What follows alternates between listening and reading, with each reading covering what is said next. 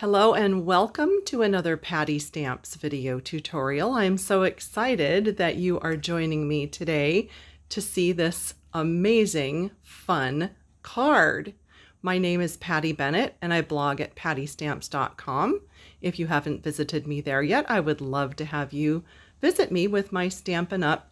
Samples that I blog every day. So look at this fun card, okay? Not only is it really 3D and cool, but watch this. It folds flat to mail. How cool is that? Look at that. Oh my gosh, this is so fun. So I came across this fold because a friend of mine sent me a card like this, and the original crafter that I saw do this was Kelly Atchison at A Stamp Above. So thanks, Kelly, for the inspiration. I am featuring the Free as a Bird stamp set and the Bird Ballad designer paper on my version.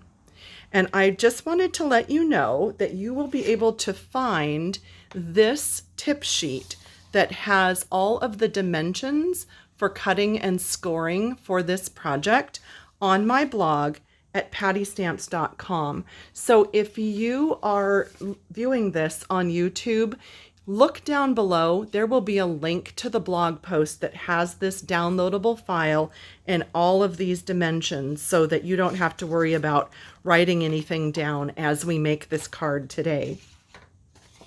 So let me show you the pieces that you'll need for this project. So I have a piece of Pool Party that is for the base of the card.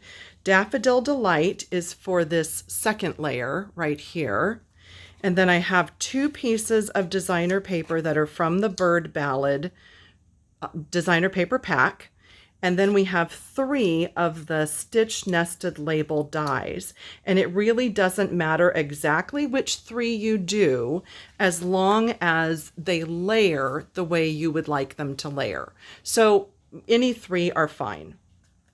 Okay, so this piece is actually scored 4 times, and it's going to curve around like this. And this piece is scored twice, and it's going to curve around like that, and they're going to layer together like this. So that's sort of the basics of the mechanism. And I hope that I do this justice, Kelly, for the way that you did it. But let me just show you what I did to create this. So I have a piece of designer paper that's going in the back. So you can see that back here, it goes behind. So you want to adhere that first before you start folding this piece up. And again, all of the dimensions will be in that downloadable file. So I don't think it does much good for me to read them all right now because you don't need to write them all down. You can just go ahead and download all of those dimensions. I'm using Tear and Tape because that's stronger and it's going to give a really good hold. So I'm putting it on. See, there's one little part that's just let me see what that score is. It's just 3/8 of an inch, this little part. Now to get it in the right place, if you just try to estimate and eyeball it and stick it down, you're probably not going to get it in the right spot. So what I did was I looked at the score marks, and not the first one, but the second one. I want to fold it. And I'm putting that flap under, so I'm tucking that flap under, and that's right where I'm going to stick it down. So now it's exactly in the right spot, and you have that perfect rectangle and that perfect way that this will fold. So again, when I looked at the back, not the first score, but the second score, I just pushed it down, and then I sealed that little flap in underneath. For the yellow piece, actually, let me put this designer paper on first, just because it's a little easier to do it flat than when it's all assembled. So we'll put on this small 3/8 inch section, we're going to put a piece of the Tear and Tape, just because it holds really well. And it also sticks to your fingers really well. Imagine that. Okay, and then we'll peel that release paper off. Now this one is going to go this way. And to get it in the perfect spot, what I'm going to do is just put some adhesive here. And this one you want centered right there. So I'm just going to fold that flat and get that centered right here. Okay. And now we're tucking this piece under. So let's see.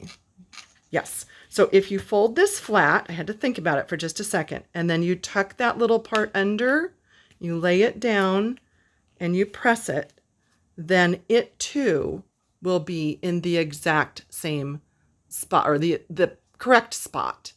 So do you see? Then it just folds perfectly either direction, and it folds nice and flat.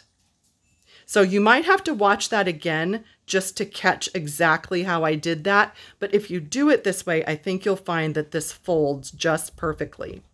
Then I just wanted to give you a tip about this middle layer. So what I did on that was I stamped the flower and the leaves from the Bird Ballad stamp set. So this flower and this leaf in Memento ink so that I could color it with my Stampin Blends. And I started to do one of these on a live video that I was doing earlier today for my team. So that's why part of it is colored. And it doesn't matter what colors you want to use. You can use absolutely any colors that you like. I chose daffodil, mango. Oh, just daffodil and mango. That's what I used. Yep. So that was the dark daffodil, and then I'm going to do a little bit of the dark, did I say mango or daffodil? Well, I started with mango, then I went to daffodil. Sorry, I don't know. But I'm using all of those colors. And then I just sort of blend together with the light daffodil. And if you wanted to add another color, I think I put a little bit of Calypso Coral here on this one. You could do that. Of course, you can do any colors that you want. And then I did olive on the leaves. That was the light olive Stampin' Blends. And then just a little bit of the dark olive just to give it a little bit of contrast. And then here's the cool part, is your light pool party marker. You just fill in between, and it's very forgiving. You know, you don't see the coloring lines when you use Whisper White cardstock from Stampin' Up and your Stampin' Blends. It just blends beautifully.